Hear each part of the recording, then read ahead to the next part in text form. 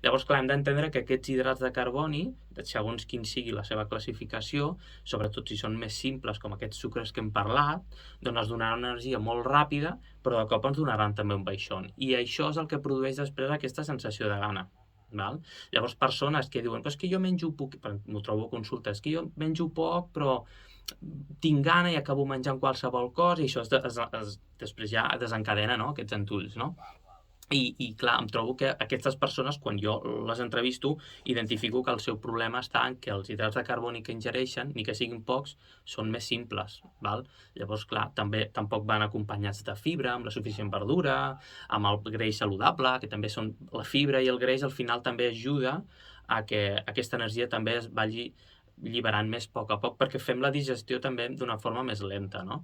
Llavors, hem de tindre en compte això, ja sabem què és la gana, quin és el factor principal que dispara aquesta sensació de gana, a vegades quasi sense motiu justificat. Bueno, sí, perquè realment, clar, et fa un pic alt i després te'l fa al baix, no? I en el moment de baix, quan és que, ostres, torno a tindre gana.